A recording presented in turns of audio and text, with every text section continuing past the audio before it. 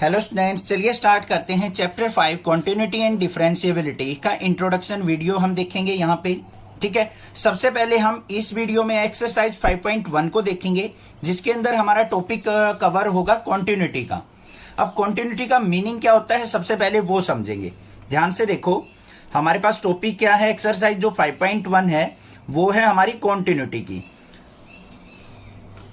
अब कॉन्टिन्यूटी का अगर मैं मीनिंग की बात करूं तो कॉन्टिन्यूटी का मतलब क्या होता है, लगातार। कोई भी चीज अगर कोई लगातार चल रही है तो हम उसको कॉन्टिन्यूअस या उसको हम कॉन्टिन्यूटी के अंदर काउंट कर सकते हैं। ठीक है, अब बात आती है इसको हम मैथ के अंदर कैसे यूज करेंगे। अब मैथमेटिक्स के अंदर आपने क्लास 9th 8th से सीखा है ग्राफ वगैरह ड्रॉ करना, और एक सिंपल सा ग्राफ होता है हमारा साइन एक्स का, ट्राइगोनोमेट्रिक फंक्शन का ग्राफ होता है। किस तरीके से होता है हमारा, ये इस तरीके से हमारा ग्राफ चलता है साइन का, ऐसे ही बनता है ना हमारा ग्राफ। तो ये हमारा क्या है, ग्राफ है, एक कॉन्टिन्यूअस ग्राफ है। कॉन्टिन्यूअस ग्राफ क्यों कहा है हमने या इसको, क्योंकि हमारा जो ग्राफ है कहीं पे भी ब्रेक नहीं हुआ है। ब्रेक होने से मतलब है कहीं पे भी हमें पेन को उठा के दोबारा रखने की जरूरत नहीं पड़ी है। तो ये हमारा क्या कहलाएगा, कॉन्टिन्यूअस ग्राफ। अब ऐसे ही मैं अगर एक डिसकॉन्टिन्यूअस ग्राफ की बात करूं तो मान लेते हैं हम एक और ग्राफ बना लेते हैं। यहां पे ये ग्राफ मैंने मान लो स्टार्ट किया यहां पे, और यहां पे आने के बाद मैंने पेन को उठा लिया और फिर थोड़ा सा स्पेस देके फिर ग्राफ को स्टार्ट कर दिया इस तरीके से। तो ये ग्राफ जो है मेरा वो क्या कहलाएगा, डिसकॉन्टिन्यूअस ग्राफ, क्योंकि ये ग्राफ जो मैंने ड्रॉ किया है एक पॉइंट पे यहां पे क्या हो रहा है, ब्रेक हो रहा है। तो इस वजह से ये क्या हो जाएगा हमारा डिसकॉन्टिन्यूअस, और ये ग्राफ क्या कहलाएगा हमारा कॉन्टिन्यूअस ग्राफ। इतनी बात समझ में आ गई। आप इजिली आप कोई भी ग्राफ को देख के पहचान सकते हो कि कौन सा ग्राफ हमारा कॉन्टिन्यूअस ग्राफ है और कौन सा ग्राफ डिसकॉन्टिन्यूअस है। यहां तक तो कोई दिक्कत नहीं होनी चाहिए। अब बात करते हैं कुछ और फंक्शंस की। मान लो हमारे पास फंक्शन है इस तरीके से दे रखा हो, fx = x² दे रखा है, और इसका आपको ग्राफ प्लॉट करना है। तो क्या करते हैं हम, कोई भी ग्राफ प्लॉट करने के लिए इस तरीके से हम एक टेबल बनाते हैं। टेबल के अंदर क्या होती है, एक्स और वाई की वैल्यू होती है। जो fx होता है वो क्या देता है, हमारी y की वैल्यू देता है। अब यहां पे x की वैल्यू मान लो आपने 1 पुट की तो y की वैल्यू भी क्या आ जाएगी 1। x की वैल्यू मान लो आपने 2 पुट की तो y की वैल्यू क्या आ जाएगी 4। x की वैल्यू 3 पुट की तो y की वैल्यू मतलब फंक्शन की वैल्यू क्या आ जाएगी 9। और इसका ग्राफ अगर मैं ड्रॉ करूं तो हमारे पास क्या बनेगा, एक पैराबोला यहां पे फॉर्म हो जाएगा, अपर पैराबोला। क्लास 11th के अंदर आपने पढ़ा था पैराबोला के बारे में। तो ये ग्राफ हो गया हमारा। अब यहां पे देखो ये ग्राफ जो है कॉन्टिन्यूअस ग्राफ है, ऊपर तक चलता रहेगा, ऐसा नहीं है कि कहीं पे ब्रेक होगा। तो ये ग्राफ क्या कहलाएगा, हमारा कॉन्टिन्यूअस ग्राफ। अब और देख लेते हैं एक एग्जांपल, fx = मान लो mod x दे रखा है। अब इसका मतलब क्या है, इसका ग्राफ कैसे प्लॉट होगा हमारा, बिल्कुल सिंपल है। ये x हो गया, ये y हो गया हमारा। यहां पे अगर मान लो x की वैल्यू आपने क्या पुट की, -1 पुट कर दी, तो mod x में क्या आ जाएगा हमारा प्लस का 1। यहां पे -2 पुट कर दी तो यहां पे mod x में क्या हो जाएगा, प्लस का 2 हो जाएगा। और ग्राफ कैसा बनेगा हमारा वो देख लो। यहां पे x की वैल्यू -1 है, -1 किस तरफ होगा यहां पे, और +1 कहां पे होगा, यहां पे। देखो यहां आ जाएंगे पॉइंट। ये तो जीरो की लाइन होती है, ये -1 हो गया, ये -2 हो गया, -1 और ये +1। फिर -2 और +2 का है, -2 देखेंगे यहां से आ गया, +2 देखेंगे यहां आ गया। तो ये एक स्ट्रेट लाइन ग्राफ बनेगा, इस तरफ पॉजिटिव एक्सिस की तरफ भी और नेगेटिव एक्सिस की तरफ भी। तो ये हो गया हमारा mod x का ग्राफ। तो ये ग्राफ भी क्या कहलाएगा, हमारा कॉन्टिन्यूअस ग्राफ। इतनी बात समझ में आ गई। जो रेगुलरली ग्राफ बनेगा, जिसमें हमें पेन उठाने की जरूरत ही नहीं पड़ेगी, वो ग्राफ हमारा कॉन्टिन्यूअस ग्राफ के अंदर काउंट हो जाएगा। अब यहां पे आपको एक एग्जांपल दूंगा मैं डिसकॉन्टिन्यूअस का, किसी फंक्शन के थ्रू। ध्यान से देखना, मान लो हमारे पास कोई फंक्शन दे रखा है fx, और उसमें हमें दे रखी है 2 कंडीशन। बच्चों क्या क्या दे रखी है, एक तो 1 और एक 2। 1 कब होगा, इफ x <0। अगर x की वैल्यू <0 है तो हमारा फंक्शन देगा 1। इफ x > 0 है, ऐसा एग्जांपल हमारा बुक में भी दे रखा है एनसीईआरटी में। अगर x की वैल्यू 0 से लेस है तो हमारा फंक्शन 1 वैल्यू दे रहा है, x की वैल्यू > है तो हमारा फंक्शन 2 वैल्यू दे रहा है। अब इसका ग्राफ हमें अगर प्लॉट करना पड़ जाए तो क्या करेंगे, यहां पे ये हो गई हमारी x एक्सिस, ये हो गई y एक्सिस। अब x एक्सिस के ऊपर देखो यहां पे 1, ये 2, ऐसे ही -1 -2 डाल दो। यहां पे भी y में भी 1 और 2 हो गया, यहां पे -1 और -2 हो गया। ये चीजें तो आपको पता है, कोई भी ग्राफ प्लॉट करते टाइम इस तरीके से हम नोटेशन करते हैं। अब ध्यान से देखो बच्चों क्या आ है, x लेस देन 0, जब x की वैल्यू 0 से स्मॉल होंगी मतलब नेगेटिव होंगी तो हमारा रिजल्ट क्या आएगा 1। समझ में आ रही है बात? x की वैल्यू जब लेस देन 0 होंगी तो रिजल्ट 1 आने का मतलब क्या है, y की वैल्यू 1 होगी। तो यहां पे लेस देन 0 का क्या है, ये वाली वैल्यू, इधर वाली वैल्यू, लेफ्ट साइड वाली वैल्यू, तो हमारी y की वैल्यू क्या होगी 1, ये होगी। तो यहां पे क्या करेंगे हम, देखो यहां पे इक्वल टू का साइन नहीं है ना, तो 0 से लेस मतलब इससे थोड़ी सी इधर से स्टार्ट हो जाएंगी वैल्यू, तो यहां पे क्या लगा देंगे हम, एक इस तरीके से ओपन इंटरवल दिखा देंगे और ये हमारा क्या हो जाएगा ग्राफ। अगर यहां पे इक्वल टू का साइन होता जैसा कि दूसरी कंडीशन में, देखो क्या है, x greater than equal to 0, x की वैल्यू 0 हो या 0 से बड़ी हो तो हमारा रिजल्ट क्या आएगा, 2 आएगा। तो 2 आएगा तो देखो यहां से स्टार्ट होगा x की वैल्यू 0 पे, तो ये ग्राफ हमारा प्लॉट होगा। यहां पे एक्चुअल 0 से स्टार्ट हो रहा है, यहां पे 0 से स्टार्ट नहीं हो रहा है, 0 से थोड़ी सी कम वैल्यू पे स्टार्ट हो रहा है।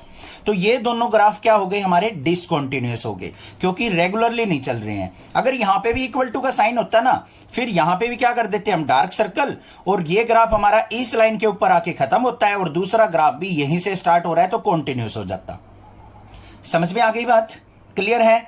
यहां पे इक्वल टू का साइन नहीं है तो यहां पे हमारा एक्चुअल 0 नहीं होगा, 0 से हमेशा स्मॉल वैल्यू होगी, तो ये क्या हो जाएगा हमारा डिसकंटीन्यूअस।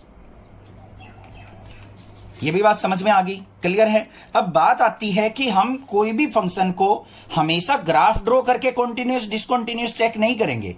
अब यहां पे एक मेथड निकाला गया लिमिट का, जो क्लास 11th में सीखा था, शायद आपको डिफिकल्ट लगा हो बट वहां से कुछ तो सीख के आए होगे, यहां पे और क्लियर हो जाएगा। उस लिमिट के टॉपिक को हम यूज करते हुए कॉन्टिन्यूटी और डिसकंटिन्यूटी को चेक करते हैं। किस तरीके से करेंगे वो देख लेते हैं एक बार। लिमिट्स के बारे में पढ़ेंगे अब थोड़ा सा। वैसे तो हमने क्लास 11th में सीख रखा है, इसीलिए मैं कहता था क्लास 11th का बेसिक आपका 12th में यूज होता रहेगा। अब लिमिट्स के अंदर क्या होता था, हम किस तरीके से नोटेशन करते थे, लिमिट x अप्रोचेस टू, कोई भी यहां पे लिमिट गिवन होती थी और यहां पे हमारा फंक्शन गिवन होता था, उस फंक्शन के ऊपर हमें इस लिमिट को यूज करना होता था। यहां पे और कोई भी हो सकता है variable, limit y approaches to 0 और f ऑफ y, ऐसे भी फंक्शन हो सकता है। तो जिसकी लिमिट होगी उसी का फंक्शन आपको देखने को मिलेगा। और इस एरो का मतलब क्या होता है हमारा, या तो इसको बोलते हैं बच्चों टेंड्स टू, या फिर क्या कहते हैं इसको, अप्रोचेस टू, कोई भी नाम यहां पे बोल सकते हैं। अब अप्रोचेस टू का मतलब क्या है, हम वहां पे पहुंच रहे हैं, ना कि एक्चुअल पहुंच गए हैं। ठीक है? अब मान लो आपको कोई लिमिट दे रखी है, x अप्रोचेस टू 2 दे रखी है, या फिर x अप्रोचेस टू 3 दे रखी है। इसका actual meaning x equal to 2 या x इक्वल टू 3 नहीं है। इनका actual meaning x equal to 2, x equal to 3 नहीं है, बल्कि x जो है वैल्यू 2 के नियर बाय पहुंच रहा है। अप्रोचेस मतलब बोला है ना, या टेंड्स टू, इसका मतलब x की वैल्यू जो है नियर बाय 2 है, यहां पे x की वैल्यू नियर बाय 3 है। वो 3 से थोड़ी सी स्मॉल भी हो सकती है और 3 से थोड़ी सी बड़ी भी हो सकती है। कैसे? ये हमारी नंबर लाइन होगी, ये हमारा 3 हो गया, ये हमारा 2 हो गया, ये हमारा 4 हो गया। अब यहां पे x अप्रोचेस टू 3 कह रखा है, इसका मतलब क्या है, x की वैल्यू 3 से थोड़ी सी स्मॉल की अगर मैं बात करूं तो क्या होगी, 2.9999 इस तरीके से, या फिर 3 से थोड़ी सी बड़ी ये वैल्यू, तो ये क्या हो जाएगी हमारी 3.00001 इस तरीके से भी हो सकती है, या फिर 3.1 समथिंग भी हो सकती है, 10000। तो ये सभी वैल्यूज हमारी किस पे काउंट होंगी, x अप्रोचेस टू 3 पे। एक्चुअल 3 भी हो सकती है, 3 से थोड़ी सी स्मॉल भी हो सकती है, और 3 से थोड़ी सी बड़ी भी हो सकती है। मतलब ये जो लिमिट है वो 3 के लेफ्ट साइड भी राइट साइड भी दोनों तरफ लाई कर सकती है। अब इसी कंडीशन को देखते हुए आपने देखा होगा, हमने क्लास 11th में सीखा था लिमिट, अगर आपको दे रखी है x अप्रोचेस टू 3 और fx, ये फंक्शन दे रखा है, तो हम क्या चेक करते थे, यहां पे दो कंडीशन बनाते थे, limit x approaches to 3 minus of fx। जो फंक्शन था हमारा 3 माइनस पे चेक करते थे, मतलब अगर हमारी लिमिट 3 से थोड़ी सी स्मॉल रह गई तो हम क्या यूज करते थे, 3 माइनस, मतलब 3 से थोड़ी सी छोटी वैल्यू। और दूसरी कंडीशन क्या चेक करते थे, limit x approaches to 3 plus और fx। इसका मतलब क्या, 3 प्लस का मतलब 3 से थोड़ी सी बड़ी वैल्यू, उन दोनों वैल्यूज पे हम फंक्शन को चेक करते थे कि क्या रिजल्ट दे रहा है। अब यहां पे भी यही करना है हमें, इन पे हमें वैल्यू चेक करनी है, पहली एक्चुअल 3 पे भी, 3 माइनस पे भी और 3 प्लस पे भी। अगर तीनों का रिजल्ट हमारा सेम आ जाए, मतलब ये इक्वल टू इसके आ जाए, तीनों का रिजल्ट अगर हमारा सेम आ जाए, रिजल्ट क्या है, सेम, तो हम कह सकते हैं कि जो गिवन फंक्शन है fx वो क्या है, कॉन्टिन्यूअस फंक्शन है। अगर कोई भी नॉट इक्वल टू आ जाए, मान लो यहां पे सोल्व आउट किया आपने, आ गया 8, इसको सोल्व आउट किया मान लो आ गया 7, इसको सोल्व आउट किया इस पे भी आ गया 7, ये दोनों तो इक्वल हो गए, बट ये नॉट इक्वल टू आ गया रिजल्ट, तो ये क्या हो जाएगा हमारा, डिसकंटिन्यूअस। और यहां पे सोल्व आउट करने के बाद fx सोल्व आउट किया 3 पे, मान लो आ गया 4, इसको सोल्व आउट किया इस पे भी 4 आ गया, इसका रिजल्ट देखा उस पे भी 4 आ गया, तो हमारा ये क्या हो जाएगा, कॉन्टिन्यूअस। अब ये बात समझ में आ गई होगी या नहीं आ गई। तीनों कंडीशंस पे अगर तीनों वैल्यू हमारी सेम आ जाए तो continuous, otherwise discontinuous. Clear. Peacocks की आवाज आ रही होगी, आपको बड़ी अच्छी लगती है, क्लास 10th से सुनते आ रहे। तो मेरे पास यहाँ पे विलेज में रहता हूँ और पास में मंदिर भी है, बहुत सारे ट्रीज हैं, इसलिए यहाँ पे बहुत सारे बर्ड्स बोलते रहते हैं और नेचुरल साउंड है, उससे कोई प्रॉब्लम नहीं होनी चाहिए आपको।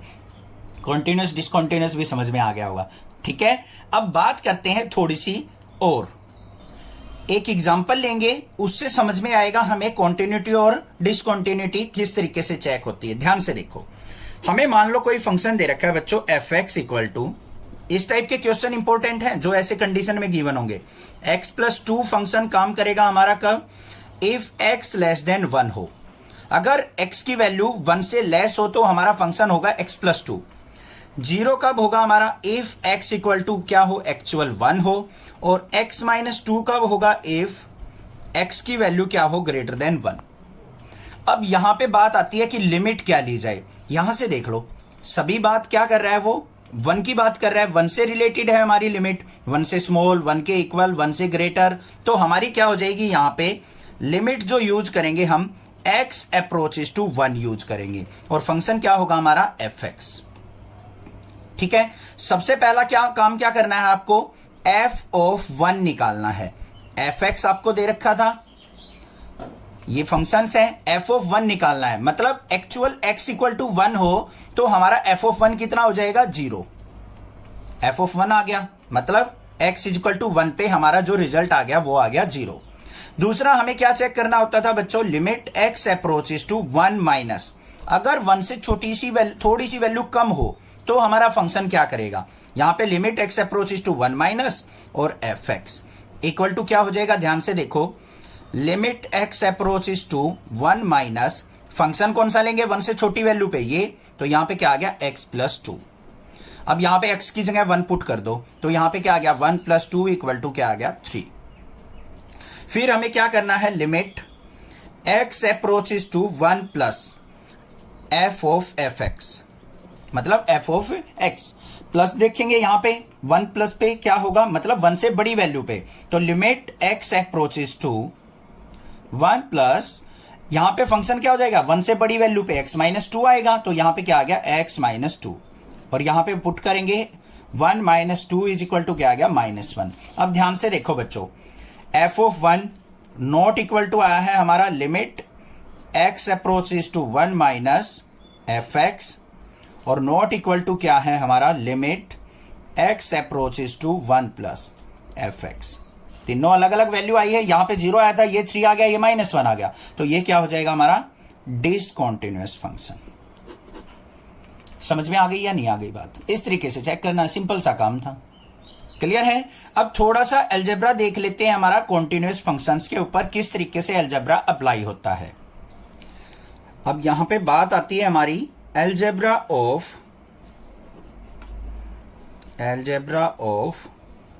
Continuous function. कॉन्टिन्यूअस कंप्लीट नहीं लिख रहा हूं मैं, CONT से डिनोट कर रहे हैं, ठीक है।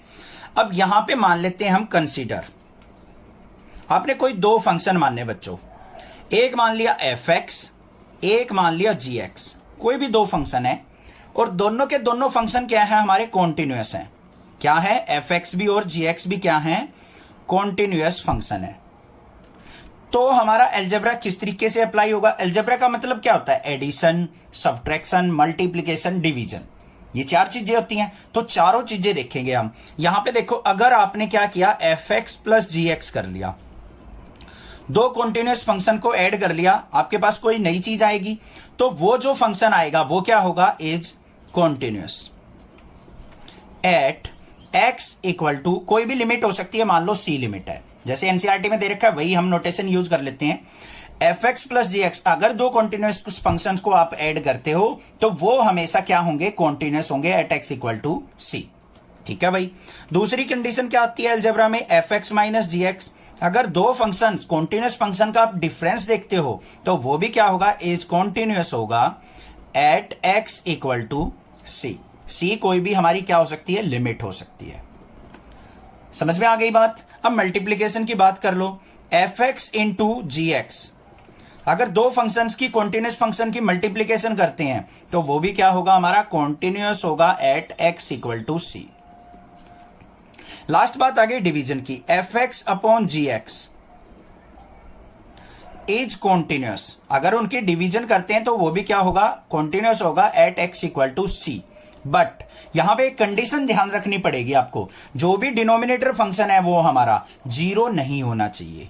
क्या होगा must condition, gx not equal to zero, क्योंकि अगर gx जीरो हो गया तो ये हमारा रिजल्ट क्या देगा, फंक्शन इनफाइनाइट, उसको हम कॉन्टिन्यूएट डिसकॉन्टिन्यूअस नहीं कह सकते। तो यहां पे क्या होगा, gx not equal to zero होना चाहिए, x equal to c limit पे है, मतलब g of c, limit put करने के बाद रिजल्ट हमारा जीरो नहीं होना चाहिए, ये कंडीशन आपको ध्यान रखनी है।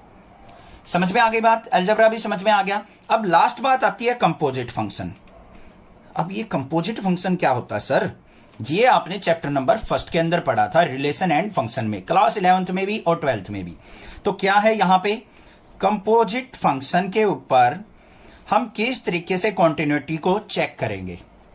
अगर यहां पे भी क्या कर लिया हमने, लेट fx एंड gx, कोई भी दो फंक्शन है, fx gx की जगह hx भी हो सकता है, ax भी हो सकता है, कोई भी हो सकता है। कहीं ये सोचो, फंक्शन इन x, ये कहा है, दो फंक्शन है, आर कॉन्टिन्यूस। अगर कोई दो फंक्शन कॉन्टिन्यूस हैं तो fog और gof, अब समझ में आ गया सर, fog और gof हमारे क्या होते हैं, कंपोजिट फंक्शन। इसका मतलब क्या है, f ऑफ gx, अगर fx और gx को हम कंपोजिट करें, fog निकालें और gof निकालें, तो मतलब g ऑफ fx निकालें, तो ये भी क्या होंगे, हमारे कॉन्टिन्यूस फंक्शन होंगे दोनों। ये चीज कही है उसने बस। अगर मान लो fx और gx आपके पास दो फंक्शन हैं, कॉन्टिन्यूस हैं, तो fog निकालो या gof निकालो, वो दोनों भी हमारे क्या होंगे, कॉन्टिन्यूस। एक छोटा सा एग्जांपल लेते हैं, मान लो आपको fx दे रखा है x स्क्वायर और gx दे रखा है, कोई भी फंक्शन दे रखा, मान लो log x, इस तरीके से।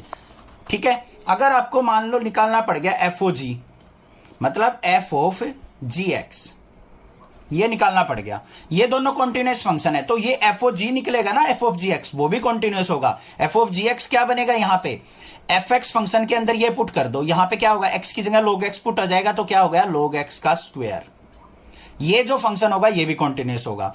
gof निकालना पड़ गया, मतलब g ऑफ fx। अब यहां पे क्या हो जाएगा, fog, fx में हमने क्या कर दिया, gx पुट कर दिया, और gof का मतलब क्या हो गया, g ऑफ fx, मतलब fx को हमने g फंक्शन के अंदर पुट कर दिया, यहां पे क्या पुट कर देंगे, x स्क्वायर, तो ये क्या हो जाएगा, log ऑफ x स्क्वायर। ये दोनों फंक्शन क्या होंगे, हमारे कॉन्टिन्यूस होंगे। ये होता है कंपोजिट फंक्शन। तो सबसे पहले आपको मैं यहां पे बताऊं, डिफरेंशिएशन का मतलब या डिफरेंशिएबिलिटी का मतलब क्या होता है, किसी चीज को टुकड़ों में तोड़ देना, ब्रेक कर देना। मान लो यहां पे कोई भी फंक्शन है fx, ये मान लिया क्या है, x स्क्वायर। ठीक है, इसको क्या कर देना, स्मॉल पार्ट्स में डिवाइड कर देना। कितने भी पार्ट्स हो सकते हैं इसके, दो पार्ट्स भी हो सकते हैं, तीन भी हो सकते हैं, चार भी हो सकते हैं। तो छोटे छोटे पीस में इसको डिवाइड करना क्या कहलाता है, डिफरेंशिएशन।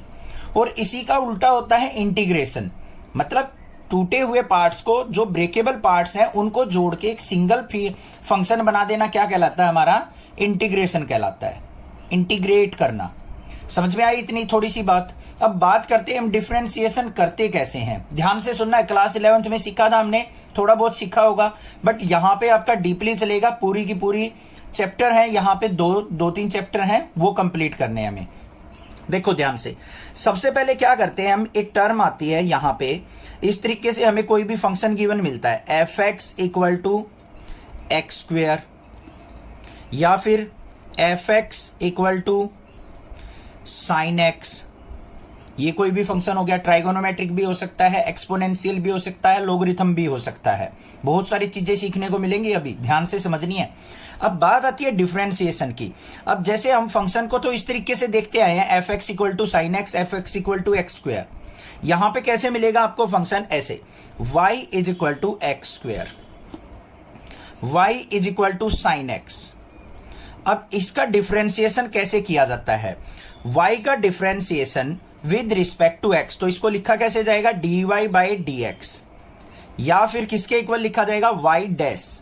इन दोनों का मतलब क्या है, सेम। यहां पे लिखेंगे क्या, मीनिंग क्या है इसका, डिफरेंशिएशन ऑफ y, ऐसे शॉर्ट फॉर्म में एब्रीवेशन के रूप में लिखेंगे डिफरेंशिएशन को हम, differentiation of y with respect to x। अब ये विद रिस्पेक्ट टू x का मीनिंग क्या है वो समझो।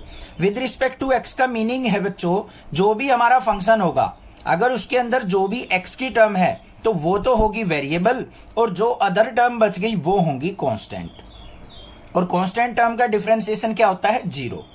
ठीक है, ध्यान से सुनना, मैंने क्या कहा है, differentiation of y with respect to x। With respect to x कहां आएगा, हमारा डिनोमिनेटर में, मतलब जो भी हमारा फंक्शन है उसका x के रिस्पेक्ट में हमें क्या करना है, डिफरेंशिएशन करना है। अब डिफरेंशिएशन का फॉर्मूला क्या होता है वो सुनो।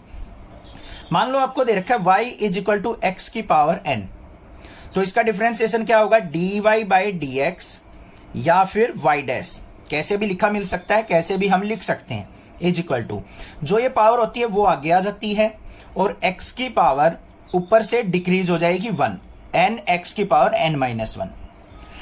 भाई मैं बार बार बोल रहा हूं, इंट्रोडक्शन अगर नहीं समझाना ध्यान से, क्वेश्चन समझ में नहीं आएंगे बिल्कुल भी, इसलिए मैं बेसिक सी चीजें बता रहा हूं आपको। ये चीज समझ में आई कैसे होता है, किसी भी हमारा जो वेरिएबल है, एक्स पोलिनोमियल है, उसका डिफरेंशिएशन, पावर आगे आ जाएगी, फिर x की पावर n माइनस 1 इनटू क्या होता है, हमारा डिफरेंशिएशन ऑफ x होता है। डिफरेंशिएशन ऑफ x क्या होगा, 1 होता है।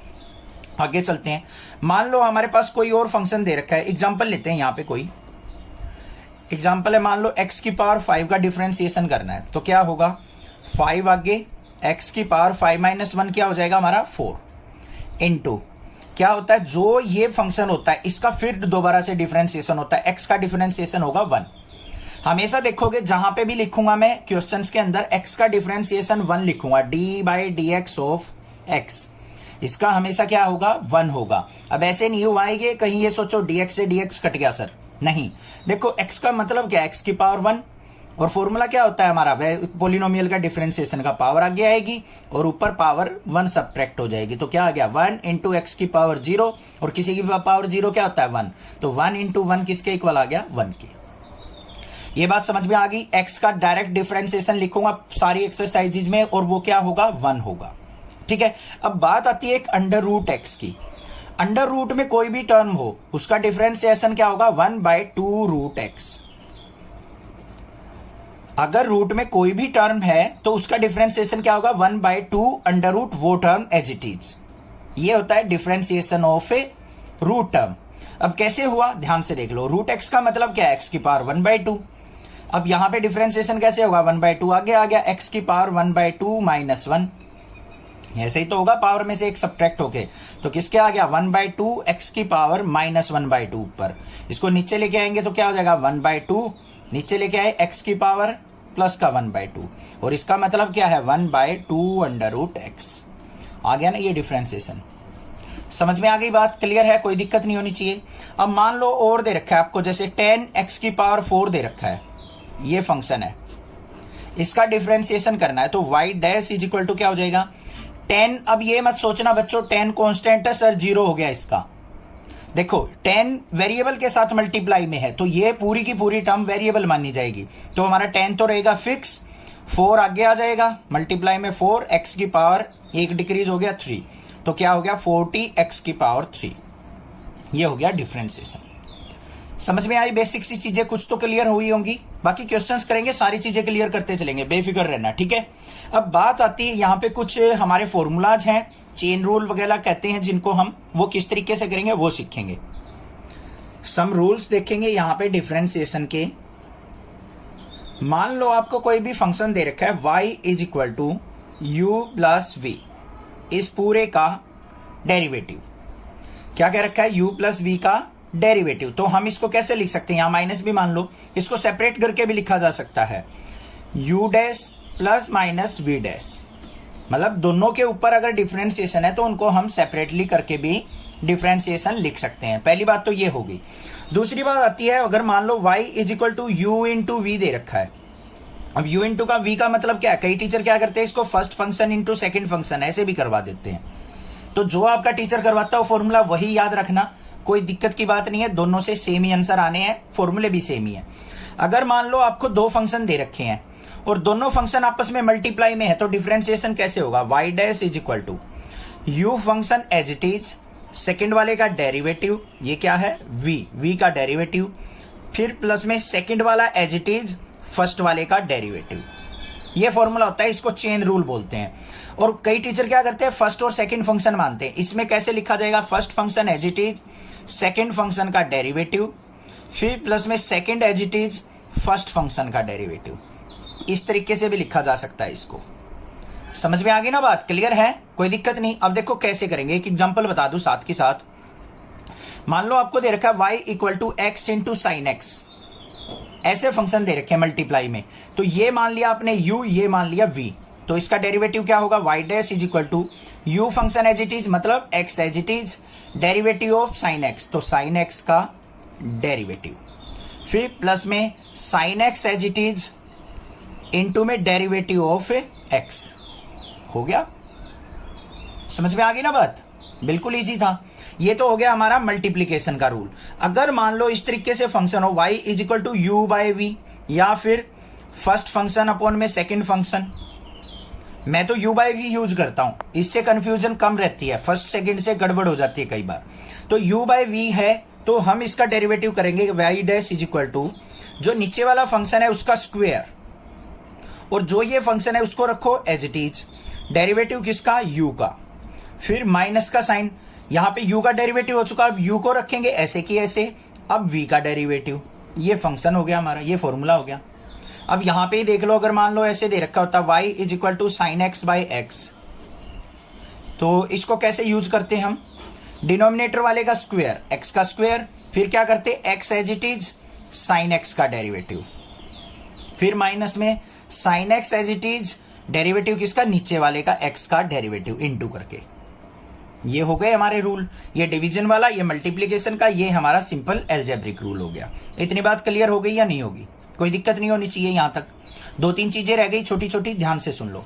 अब हमारे पास कुछ ट्राइगोनोमेट्रिक फंक्शन है, उनके डिफरेंशिएशन क्या होते हैं डायरेक्टली याद करने हैं, उनके प्रूफ कहीं नहीं पूछे जाते, बस आपको अपने क्वेश्चंस में यूटिलाइजेशन करना है उनका। मान लो आपको कोई साइन एक्स का डेरिवेटिव पूछ ले, साइन एक्स का डेरिवेटिव वो क्या होगा आपका? Cos x. क्या होगा? साइन एक्स का कोस एक्स। अगर कोस एक्स का डेरिवेटिव पूछ ले तो साइन एक्स मत करना, माइनस का साइन एक्स हो जाएगा। फिर अगर मान लो टेन एक्स का डेरिवेटिव पूछ ले आपसे कोई, टेन एक्स का डेरिवेटिव क्या हो जाएगा बच्चों? Secant square x. फॉर्मूले याद रखने पड़ेंगे, थोड़ी सी प्रैक्टिस करनी पड़ेगी। टेबल बना लो एक अच्छे से चार्ट पे, उस पे सारे फॉर्मूले लिखने हैं आपको। हर एक एक्सरसाइज में जो फॉर्मूले यूज होंगे वो मैं लिखता जाऊंगा, आप भी एक चार्ट पे डिनोट कर लो उनको, और अपने जहां पे भी आपका स्टडी रूम है ना वहीं कहीं आप पेस्ट कर लो उनको। निकलते आते जाते थोड़ी सी नजर डाल दो फॉर्मूले पे, एक आध बार राइट डाउन करके देख लो। फॉर्मूले तो ऐसे आ जाएंगे, आप क्वेश्चन देखते ही पता लगा दोगे कि ये फॉर्मूला लगेगा। ये हो गया। उसके बाद आते हैं हमारे, मान लो यहाँ पे सीकेंट एक्स का या फिर कोसिकेंट एक्स का करना है। कोसिकेंट एक्स का डेरिवेटिव क्या होगा? माइनस का cosecant x into cot x, ये डेरिवेटिव होगा।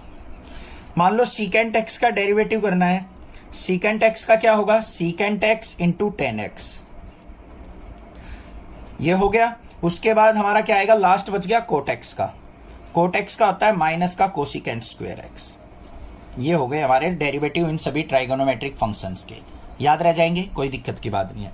अब एक बात रहेगी लास्ट, अब मान लो आपको कोई फंक्शन दे रखा है fx, कोई भी फंक्शन दे रखा है, ये हो गया, और आपको पूछ ले क्या ये फंक्शन किसी लिमिट पे डिफरेंशिएबल है या नहीं है एट x इक्वल टू सी पे।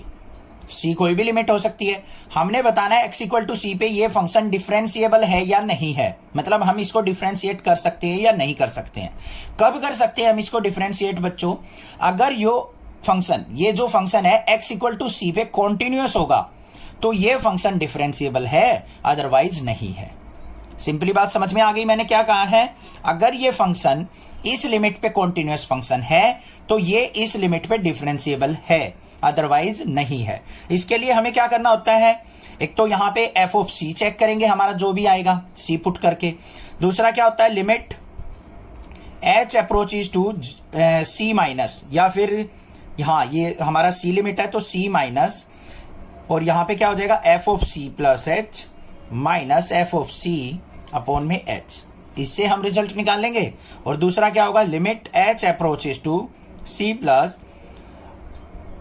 और यहां नहीं सॉरी सी प्लस नहीं आएगा, यहां पे एच की लिमिट तो 0 होती है हमारी, 0 माइनस और 0 प्लस लेंगे, ठीक है, एच स्मॉल फंक्शन होता है। और यहां पे क्या हो जाएगा? एफ ऑफ ये आ जाएगा मेरा c plus h minus f of c upon में एच।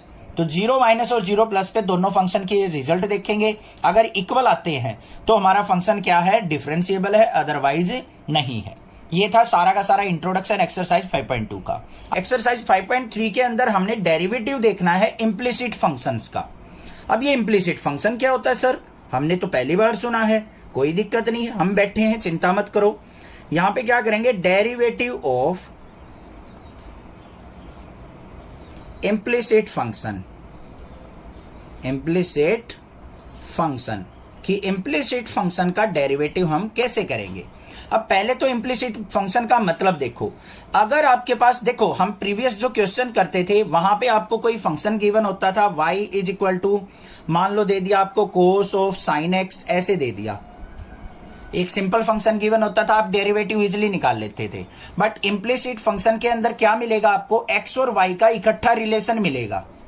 क्या मिलेगा बच्चों? एक्स और वाई का आपस में रिलेशन मिलेगा। जैसे मान लो हमारे पास आ जाए x plus y minus pi is equal to 0, तो यहां पे क्या हो गया? मेरा एक्स और वाई इकट्ठे फंक्शन में आ गए। हमें क्या करना पड़ेगा? यहां पे डिफरेंशिएट करना पड़ेगा, अलग अलग सेपरेट करना पड़ेगा।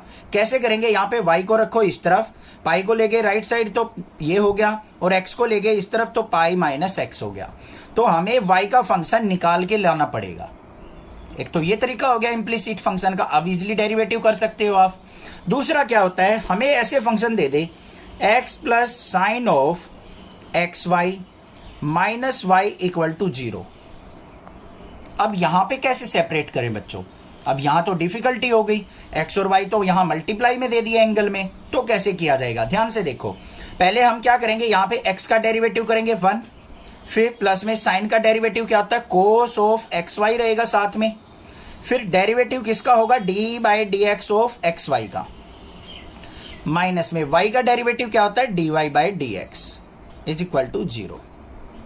आई बात समझ में कुछ? ठीक है, ध्यान से देखो, x का डेरिवेटिव 1 हो गया, प्लस में साइन का हो गया कोस एक्स वाई, ऐसे कैसे रहेगा? फिर एंगल का डेरिवेटिव होता है तो d by d x of x y, minus में y का derivative d y by d x equal to 0।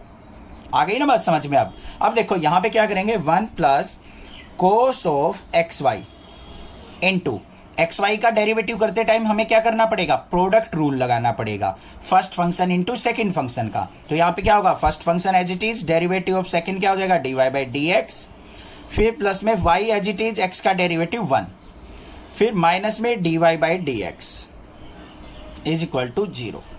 अब यहां पे क्या करना होता है बच्चों? हम इसके अंदर मल्टीप्लाई करेंगे, तो यहां पे क्या गया? 1 प्लस इसकी इससे मल्टीप्लाई करेंगे तो x cos of x y into में d y by d x, फिर प्लस में वाई की इसके साथ y into cos of x y, minus में d y by d x is equal to 0। अब जो d y by d x वाली टर्म है ना, उनको रखेंगे एक साइड, बाकी टर्म को ले जाओ एक साइड। तो क्या होगा यहां पे? D y by d x को इस तरफ ले लो बेशक से, तो यहां पे क्या हो गया? 1 plus y cos x y is equal to, इसको इस तरफ लेके जाएंगे तो d y by d x और ये इस तरफ आएगा तो माइनस का x cos xy dy by dx। इन दोनों में से कॉमन क्या आ रहा है, dy बाई dx। अंदर क्या बच गया, यहां पे 1 माइनस x cos xy और यहां पे 1 प्लस y cos xy। इसको इसके नीचे ले जाएंगे, आ गया डेरिवेटिव। आई बात समझ में? ये होता है इम्प्लिसिट फंक्शन, मतलब combination of x and y variable. दोनों का अगर कॉम्बिनेशन हो तो हम किस तरीके से डिफरेंशिएशन निकालेंगे। थोड़े से कॉम्प्लेक्स होते जाएंगे भाई, प्रैक्टिस करनी पड़ेगी, बेफिक्र रहो। बाकी हेल्प मैं करता रहूंगा, चिंता मत करो, सारी चीजें सिखाऊंगा स्टेप वाइज। अभी आपको थोड़ा सा डिफिकल्ट लग रहा हो, कोई दिक्कत नहीं है, कुछ तो समझ में आया होगा सर ने क्या किया है। थोड़ा सा क्वेश्चन करेंगे, वहां से क्लियर कर दूंगा, चिंता नहीं करनी किसी भी बात की। आ गई बात समझ में? ठीक है। अब बात आती है, इसके बाद हमारा आता है derivative of inverse function. Sir ये ट्राइगोनोमेट्री कब पीछा छोड़ेगी, ये नहीं समझ में आ रहा हमें तो। भाई ये हर जगह चलती रहेगी, चलती रहेगी, चलती रहेगी, फॉर्मूले आपको पता होने चाहिए। अब derivative of inverse trigonometric function कैसे किया जाता है वो भी देखते हैं। अब हम सीखेंगे यहां पे derivative of inverse trigonometric function. Inverse trigonometric function कि इनवर्स ट्राइगोनोमेट्रिक फंक्शन का डेरिवेटिव कैसे करेंगे। ध्यान से सुन लो। मान लो आपको बच्चों दे रखा है y is equal to sine inverse x दे दिया, तो सर इसका डेरिवेटिव क्या होगा। पहली बात तो अगर मैं आपको बताऊं, इनके डायरेक्ट फॉर्मूले भी होते हैं डेरिवेटिव के, बट मैं यहां पे आपको बताऊंगा y is equal to sine inverse x का डेरिवेटिव करेंगे कैसे। यहां पे देखो, साइन इनवर्स को इस तरफ लेके जाऊंगा तो मैं क्या हो जाएगा, x is equal to sine of y हो जाएगा या नहीं हो जाएगा, हो जाएगा या नहीं। साइन इनवर्स इस तरफ गया तो साइन y, तो x is equal to sine y। Derivative करेंगे, x का डेरिवेटिव क्या करेंगे हम, derivative with respect to x, मतलब x को वेरिएबल मानते हुए करना है, तो x का डेरिवेटिव क्या हो जाएगा 1, साइन का क्या होता है cos, y as it is रहेगा। फिर डेरिवेटिव किसका करना है, d by d x of y, angle का भी तो होता है, तो यहां पे 1 is equal to cos y, d by d x of y करेंगे तो क्या हो जाएगा dy बाई डी एक्स, और हमें निकालना है dy by d x, cos y नीचे चला जाएगा 1 by cos y is equal to dy by d x.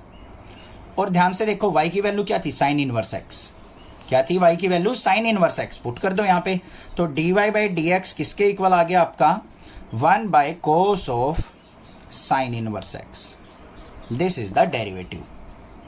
आ गई बात समझ में, क्लियर हो गया होगा, कोई दिक्कत नहीं होनी चाहिए। ठीक है। अब थोड़े से फॉर्मूले बता देता हूं मैं आपको कि हमारा कोस, कोट, सीकेंट, कोसिकेंट, इनके डायरेक्ट इनवर्स के डेरिवेटिव क्या होते हैं। अब यहां पे सारे के सारे ट्राइगोनोमेट्रिक फंक्शन के डेरिवेटिव मैं आपको बता रहा हूं, ध्यान से देखना। D by d x of sine inverse x, इसका डेरिवेटिव करना हो तो सीधा क्या निकलेगा 1 by under root 1 minus x square. अपनी कॉपी में लिख लो, चार्ट बना लो एक फॉर्मूलाज का, जहां पे भी साइन इनवर्स एक्स दिखे उसका derivative 1 by 1 minus x square. ये तो था हमारा कोस की फॉर्म में, एंगल्स की फॉर्म में, इसमें कोस ट्राइगोनोमेट्रिक फंक्शन की फॉर्म में। अगर हमें खाली एक्स में चाहिए तो ये होगा हमारा। उसके बाद होता है d by d x of cos, sine inverse के बाद क्या आएगा कोस इनवर्स एक्स।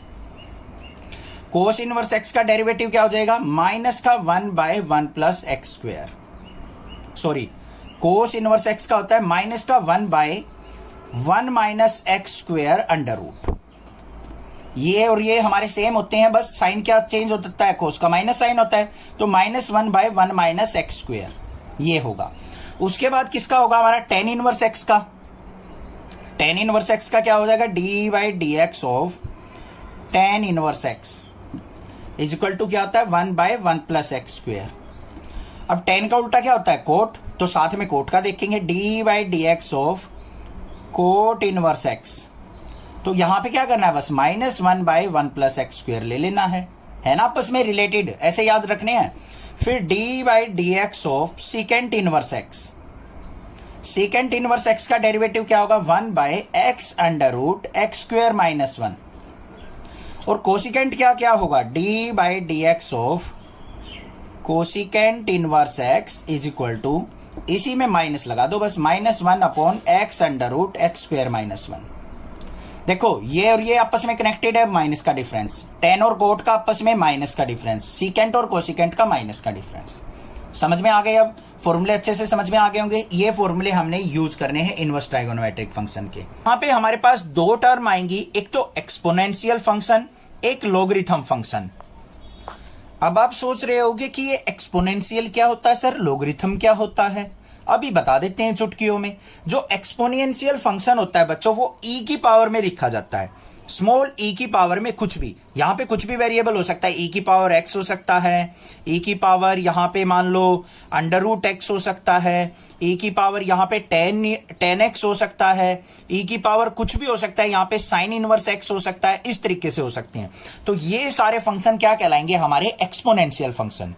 और जो ये एक्सपोनेंशियल फंक्शन होता है ना, ये दादा होता है। क्या होता है ये? दादा।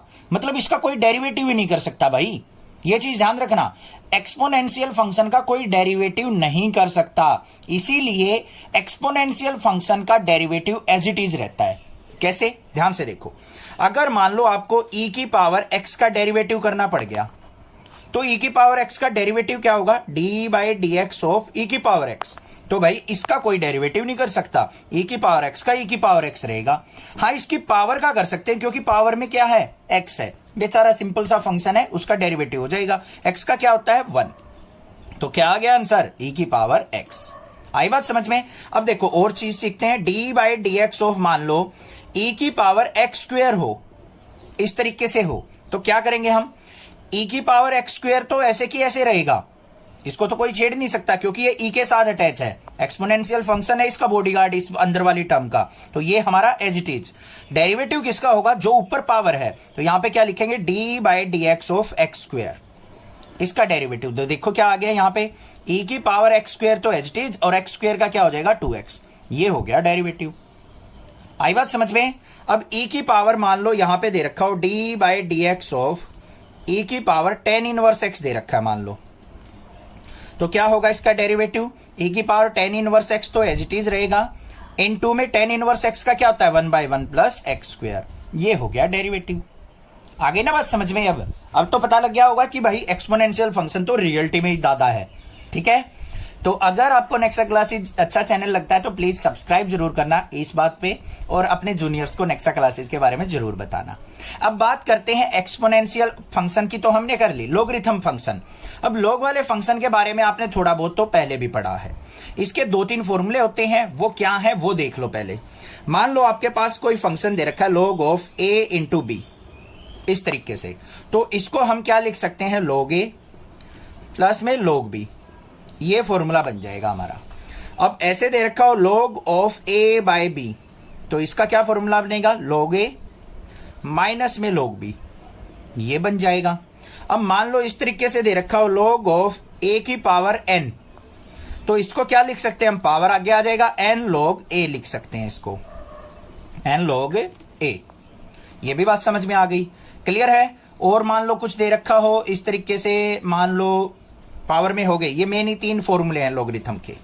ठीक है, अब बात करते हैं लॉगरिथम फंक्शन के डेरिवेटिव की, क्योंकि हमारा तो चैप्टर ही डेरिवेटिव का है। तो डेरिवेटिव कैसे होगा? अगर मान लो आपको दे दिया D by d x of log x, इसका डेरिवेटिव करो, तो सिंपल सी बात है, याद रखनी है आपको, log x का डेरिवेटिव क्या हो जाएगा? 1/x। जो भी यहाँ पे x की टर्म हो ना, जो भी log के साथ फंक्शन हो, वो 1 बाय नीचे आ जाएगा, रेसिप्रोकल हो जाएगा। और देखते हैं, मान लो d by d x of, यहां पे दे रखा है log ऑफ 10x या फिर टेन इनवर्स x, ऐसे दे रखा है। तो इसका डेरिवेटिव क्या हो जाएगा? 1/10 इनवर्स x।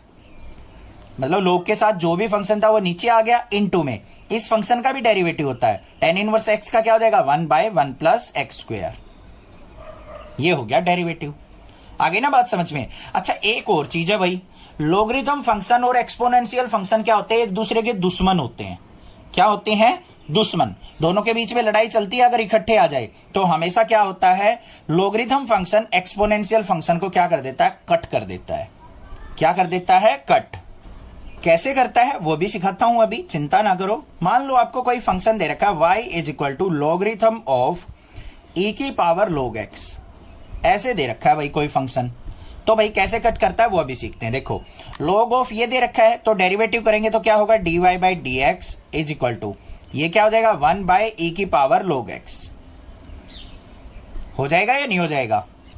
और इनटू में क्या आएगा, e की पावर log x का करेंगे तो ये e की पावर log x रहेगा, और फिर log x का क्या हो जाएगा 1 बाय एक्स। देखो मुश्किल सा काम हो गया यहाँ पे, ये अगर कैंसिल आउट करेंगे तो ये 1 बाय एक्स आ गया।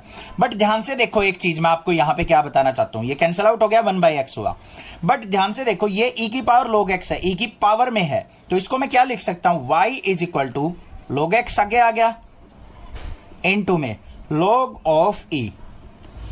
हो गया या नहीं हो गया? देखो log x आगे आ गया, पावर वाला फॉर्मूला मैंने बताया था, a की पावर n है तो पावर आगे आ जाती है, तो यहाँ पे log x आगे आ गया, log ऑफ e बच गया। अब ये log और e आपस में क्या हो जाएंगे, कैंसिल आउट, तो y इज इक्वल टू क्या आ गया log x, और यहाँ पे y का डेरिवेटिव करेंगे तो y dash is equal to log x का क्या होता है 1 बाय एक्स। आया यही आंसर।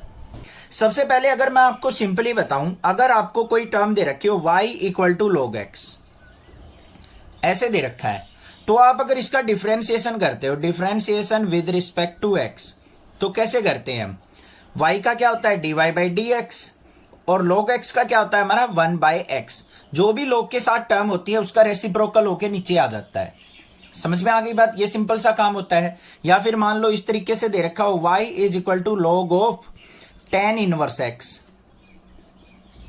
तो हमारा काम क्या होता है, y का करेंगे dy by d x equal to log की टर्म में ये है, तो ये हमारा क्या आ जाएगा रेसिप्रोकल में 1 बाय tan इनवर्स x, और फिर क्या करते हैं हम इनटू में जो भी ये नीचे आया है इसका डेरिवेटिव, tan इनवर्स x का क्या होता है 1 बाय 1 प्लस एक्स स्क्वायर, तो ये हो गया डेरिवेटिव। ये तो सिंपल सी बात थी। लॉगरिथम फंक्शन का किस तरीके से डेरिवेटिव होता है ये चीज आपको पता है, रेसिप्रोकल में चला जाता है। बट अब जो एक्सरसाइज 5.5 है इसमें पावर्स के क्वेश्चन है, उन पावर्स के क्वेश्चंस पे हम किस तरीके से लॉगरिथम अप्लाई करेंगे वो सीख लेते हैं। अब मान लो आपको कोई फंक्शन दे रखा है, let y is equal to a की पावर x, ऐसे मिल जाए आपको किसी की पावर में, तो हम इस टाइप के क्वेश्चंस को क्या करेंगे, log की हेल्प से करेंगे। हम यहां पे क्या करेंगे, take log on both side, take log on both side, ये किया जाएगा। अब यहां पे देखो y का log लेंगे तो क्या हो गया log y is equal to, यहां पे लेंगे तो log ऑफ a की पावर x। अब मैंने एक फॉर्मूला बताया था, log ऑफ m की पावर n हो या n की पावर m हो तो वो किसके इक्वल होता है, n आगे आ जाता है, n log m के इक्वल होता है या नहीं होता है? प्रीवियस एक्सरसाइज के स्टार्टिंग में बताया था मैंने इंट्रोडक्शन में, तो यहां पे भी वही यूज करेंगे हम, log y इक्वल टू, ये पावर में x है, x आगे आ जाएगा x log a। अब इसका डिफरेंशिएशन हो गया बिल्कुल इजी, log y का करेंगे तो क्या हो गया 1 बाय y, और y का हो गया dy बाई डी एक्स। यहां पे लगा लेंगे हम u into v, multiplication rule, ठीक है। यहां पे ये फर्स्ट फंक्शन ये सेकंड फंक्शन, या फिर u या इंटू वी का फंक्शन लगा के हम डिफरेंशिएट कर देंगे। बात हो गई क्लियर, समझ में आ गई। अब दूसरी बात आती है, अगर मान लो आपको कोई इस तरीके से टर्म दे रखी हो, y equal to under root, मान लो x माइनस 2 दे दिया, अंदर दे दिया आपको x स्क्वायर माइनस 4 दे दिया, डिवाइड में आपको कुछ और दे दिया, मान लो 2x square plus 5x plus 2 3 दे दिया, इस तरीके से इक्वेशन दे दी। तो इस तरीके की इक्वेशन का डिफरेंशिएशन कैसे करेंगे, एक सिंगल रूट की टर्म होती तो आप इजिली कर देते, रूट की टर्म का डिफरेंशिएशन क्या होता है 1 बाय 2 रूट एक्स। बट यहां पे कैसे किया जाएगा, यहां पे हमें क्या करना पड़ेगा बच्चों, इसका log लेना पड़ेगा, क्योंकि रूट का मतलब क्या है, यहां पे देखो y इक्वल टू, इसका मतलब क्या हुआ x minus 2 x square minus 4 divide by 2x square plus 5x plus 3, इस पूरे की पावर कितना मानना जाएगा, ये 1 बाय 2। रूट का मतलब क्या होता है पावर 1 बाय 2। अब यहां पे log ऑन बोथ साइड करेंगे, log ऑन बोथ साइड, तो देखो बच्चों यहां पे क्या हो जाएगा, ये log y, और यहां पे क्या आ जाएगा, ये पावर आगे आके 1 बाय 2 log ऑफ, ये हो जाएगा हमारा x minus 2 x square minus 4, और नीचे क्या आ जाएगा 2x square plus 5x plus 3। आ जाएगा या नहीं आ जाएगा? अब देखो ये सिंपल हो गया। यहां पे हम दोबारा फिर लगा सकते हैं क्या, log m बाई n का फॉर्मूला लगा सकते हैं। वो क्या होता है हमारा log m by n, log m minus में log n। कोई 3 फंक्शन या 2 फंक्शन मल्टीप्लीकेशन में हो तो हम क्या करेंगे, log of m into n है, तो हमारा ये किसके इक्वल हो जाता है, log m प्लस में log n के। तो इस तरीके से हम क्या करेंगे, इनको अलग अलग फंक्शन बना के हम डिफरेंशिएशन कर लेंगे। समझ में आ गई बात, क्लियर है। अब छोटी सी एक और बात सीख लो। अगर मान लो आपको कोई दो फंक्शन कंबाइंड दे रखे हो, इस तरीके से दे दे y इज इक्वल टू, मान लिया दे दिया आपको a की पावर x प्लस में साइन x की पावर x स्क्वेयर, ऐसे दो फंक्शन दे रखे हो।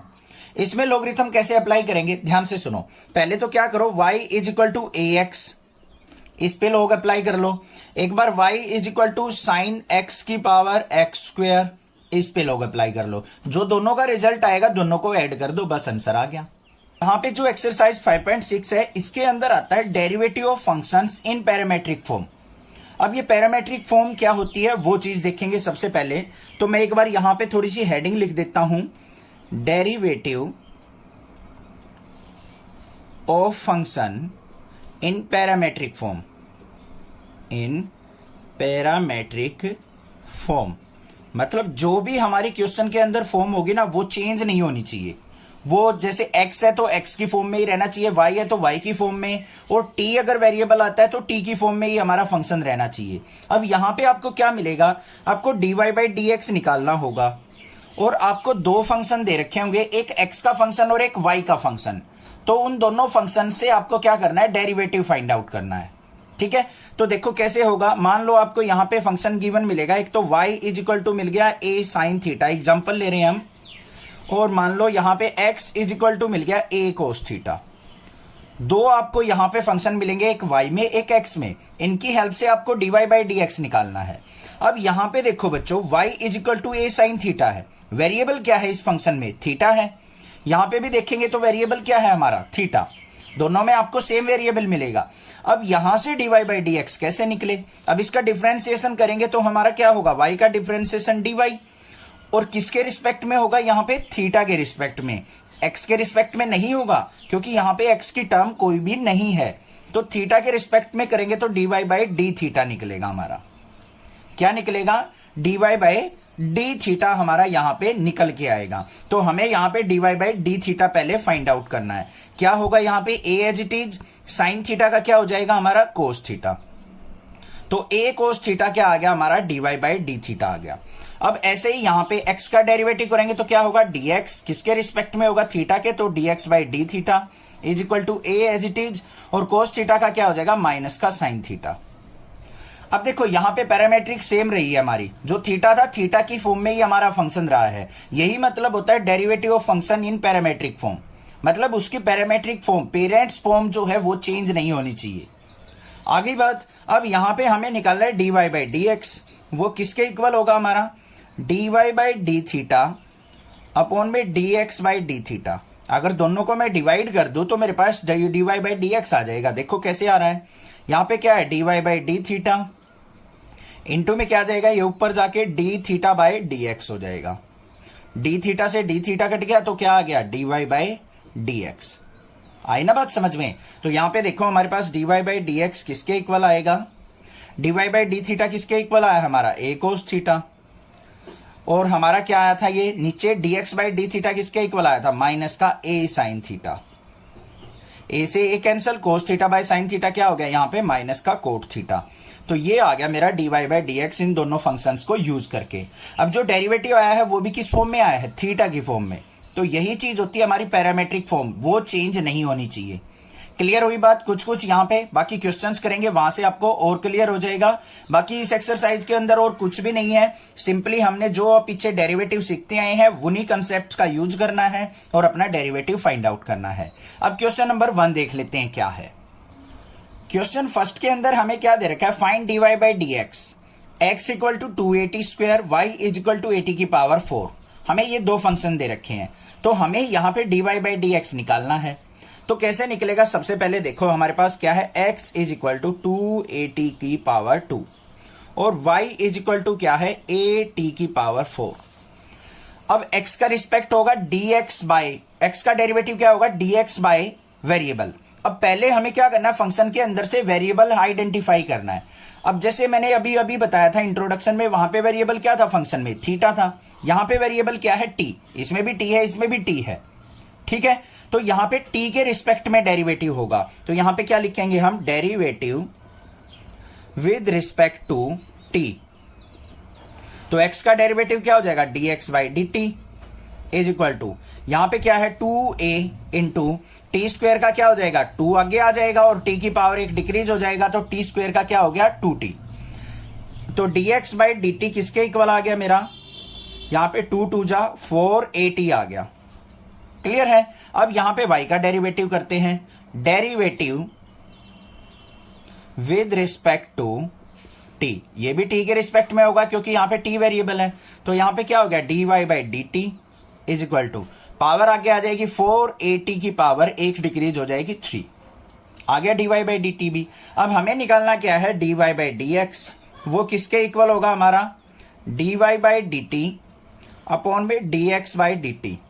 अगर दोनों को मैं डिवाइड करता हूं तो मेरे पास dy बाई डी एक्स निकलेगा। देखो ध्यान से कैसे निकलेगा, dy by d T into इसको ऊपर लेके जाएंगे तो dt बाई डी एक्स, तो dt से dt कैंसिल, तो क्या आ गया dy बाई डी एक्स निकलेगा, तो ये आ गया dy बाई डी एक्स। इस तरीके से आपको दिखा भी देना है, तो क्या हो जाएगा यहाँ पे dy बाई डी टी क्या था हमारा 4at की क्यूब, और divide by dx by d T क्या आया था हमारा 4at।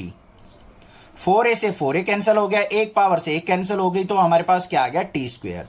तो dy बाई डी एक्स किसके इक्वल आया बच्चों, हमारा टी स्क्वेयर के। ये हो गया हमारा आंसर। आ गया ना समझ में किस तरीके से डेरिवेटिव करना है। कोई भी दिक्कत हो आप मुझसे पूछ सकते हैं, अदरवाइज चैनल को सब्सक्राइब कर लें। Thank you students for watching next classes video. हमें यहां पे देखने को मिलेगा सेकंड ऑर्डर डेरिवेटिव। क्या होता है सेकंड ऑर्डर डेरिवेटिव, अभी समझ लेंगे। यहां पे लिखेंगे पहले सेकंड ऑर्डर डेरिवेटिव, इसको हम डबल डेरिवेटिव भी बोलते हैं। क्या नाम बोलते हैं इसका, डबल डेरिवेटिव। तो दोनों का मतलब सेम ही है, कोई अलग चीज नहीं है। अगर कोई आपसे सेकंड ऑर्डर डेरिवेटिव पूछ ले या डबल डेरिवेटिव पूछ ले, इसका मतलब आपको सेम चीज ही फाइंड आउट करनी है। अब इसका मतलब क्या होता है, सबसे पहले देखो, अगर मान लो आपको कोई y का फंक्शन दे रखा है, कोई भी y का डेरिवेटिव आप क्या लिखते हो, dy बाई डी एक्स। अगर x के रिस्पेक्ट में कर रहे हो तो dy बाई डी एक्स लिखते हैं। अब अगर आपको क्या करना पड़ जाए, जो भी ये dy बाई डी एक्स होके कोई फंक्शन आया है, इसका फिर एक बार डेरिवेटिव करना पड़ जाए, तो वो क्या हो जाएगा हमारा सेकंड ऑर्डर डेरिवेटिव या डबल डेरिवेटिव। उसको लिखेंगे कैसे, ये जो होगा सेकंड डेरिवेटिव होके D square by d x square, ये हो जाएगा। सिंगल डेरिवेटिव को हम किससे रिप्रेजेंट करते हैं, y डैश से। डबल डेरिवेटिव को y डबल डैश से रिप्रेजेंट करेंगे। ये तो होगी बेसिक नोटेशन। अब एक दो एग्जांपल लेके चलते हैं जिससे हमें समझ में आ जाएगा सेकंड ऑर्डर डेरिवेटिव क्या चीज है। ठीक है, सबसे पहले ध्यान से देखो, कोई भी फंक्शन ले लिया, सिंपल सा लेते हैं, y इज इक्वल टू मान लो x की पावर 5 ले लिया। ठीक है, अब यहां पे देखो हमें क्या करना है, y का derivative with respect to x, तो dy by d x equal to क्या होता है, पावर आगे 5, x की पावर क्या हो जाएगी, एक डिक्रीज, x की 4 हो गया। ठीक है, इनटू में x का होता है 1, तो यहां पे इसका डबल डेरिवेटिव करेंगे तो d square y by d x square equal to, अब x की पावर 4 है यहां पे, तो x की पावर 4 का क्या होगा, 5 तो एज इट इज है, 5 इंटू 4, x की पावर 4 में से 1 गया 3, तो यहां पे कितना आ गया मेरे पास, 5 4 जा 20 x की पावर 3, ये आ गया मेरे पास डबल डेरिवेटिव। इसको मैं y डबल डैश भी लिख सकता हूं। कई जगह आपको y डबल डैश देखने को मिलेगा, कहीं d square y by d x square भी देखने को मिलेगा। दोनों का मीनिंग सेम है, दोनों का मीनिंग डबल डेरिवेटिव या सेकंड ऑर्डर डेरिवेटिव ही है। ठीक है, अब देखो एक और चीज, मान लो आपको y is equal to sine x दे रखा है, इसका डबल डेरिवेटिव करना है, तो कैसे करेंगे, ध्यान से देखो, y का d y by d x, sine x का क्या होता है, कोस एक्स। बिल्कुल आसान है सर, पता है हमें।